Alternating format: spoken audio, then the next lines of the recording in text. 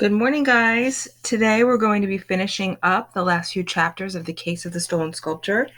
And many of you were really good sleuths yourselves and did a really great job of solving this mystery and knew that it was Mr. Carbony, but many of you weren't sure exactly how it happened or who was involved. And if you guessed that it was the woman, you were right, but weren't sure exactly how it happened. So in the next few chapters, we'll find out exactly how they pulled off this heist. Chapter 10 is called Case Solved. Notice that question mark after the word solved. Clementine thought it would probably be impossible to track down some random woman who'd visited the museum Tuesday morning. But as luck would have it, a phone call to Alyssa up in the tea room was all it took. She used a credit card to pay, Alyssa told Clementine over the in-house phone. I have her name, address, and 2 telephone numbers right here. The police tracked the mysterious woman down in no time. Thankfully, she hadn't left town yet. And before closing time, though, the museum got a few more visitors. Clementine, Raining, Wilson, and Amal were all in the lobby with Dr. Wim, just about to leave for the day when the big front doors burst open. In marched the oddest-looking group of people they'd ever seen. Leading the way was a woman, short and slim, hunched over a little bit on long feet, and with a pursed mouth and narrow nose that made her look a bit like a kangaroo rat. With her, or rather behind her, were 3 uniformed police officers and a man in a rumpled suit. Mr. Preston. Hurry up, it's urgent, the woman at the front of the group shrieked. Look, lady, said the police officer closest to her. Clementine noticed he had the woman by the elbow. Then she realized that both of the woman's hands were behind her back and cuffed together. This better not take long. I don't need the chief hearing you led us on a wild goose chase. It's no goose chase, the woman snapped. I'll show you right where it is. Across the lobby, sneering at the 4 sleuths as she passed them. That must be her, Clementine hissed at her friends. The woman from the gift shop. And there she is, not looking happy about everything that's going on. Why'd they bring her here? Raining said. Did she want to steal something else?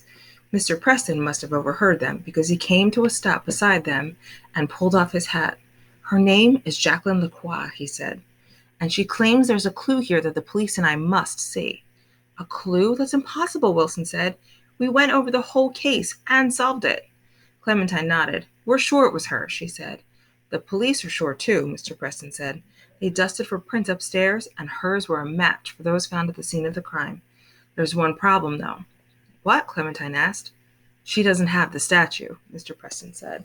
Then he hurried after the thief and her police escort. Chapter 11 is the real culprit.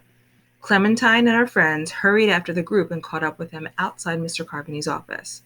Open this door, Jacqueline Lacroix said, as if she were in charge and the police had to do what she said.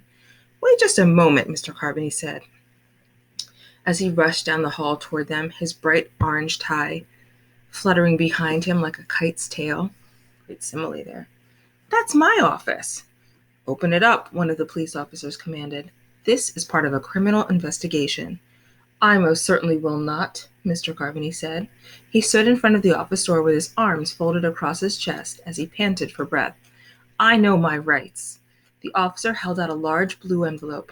We have a warrant, sir, he said, and Ms. Lacroix says there's something we'll want to see inside.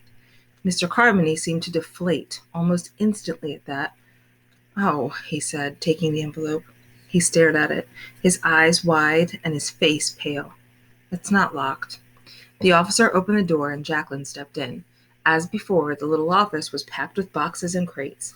Clementine couldn't imagine how anyone could find anything in there. You'll have to uncuff me, Jacqueline said. She glared at Mr. Carbony. I'm sure he hid the statue somewhere in this mess.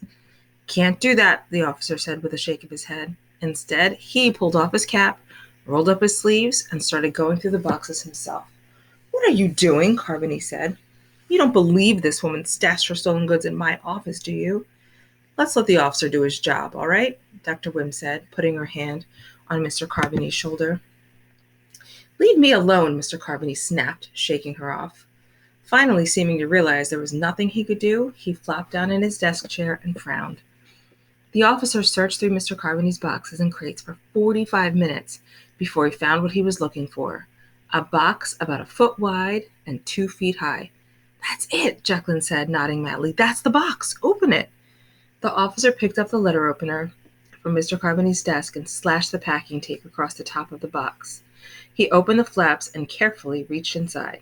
Packing peanuts fluttered out, drifting to the floor like snow, as the officer pulled out a small, stout statue of a man in a funny hat, sitting with his hands folded together on his knees. The ancient Mesopotamian ruler himself, Gudea. I'm really confused, Wilson said. He sat on Mr. Carbone's couch with Dr. Wim on one side and Mr. Preston on the other. Mr. Preston stood up and put on his hat. It seemed like the hunch you kids had about Mr. Carbone was right after all, he said. He hired Miss Lacroix to steal the statue so he could collect the insurance money. Dr. Wim shook her head, looking devastated and disappointed. So it's grand theft and insurance fraud. Theft? Mr. Carbone said as two police officers grabbed him by the elbows and pulled him up to his desk chair. The piece never even left the museum. It was in my office the whole time, and I am an employee of the museum, after all. There was no theft. We'll let the judge decide that, said the police officer. You and Miss Lacroix can explain everything in court.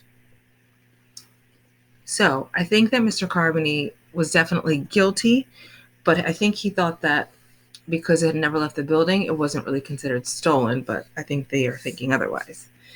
But chapter 12 is the final chapter of the book, and it's called A Happy Ending. At home later that evening, Clementine curled up on the couch with her mother to listen to the classical music station while they both sipped herbal tea.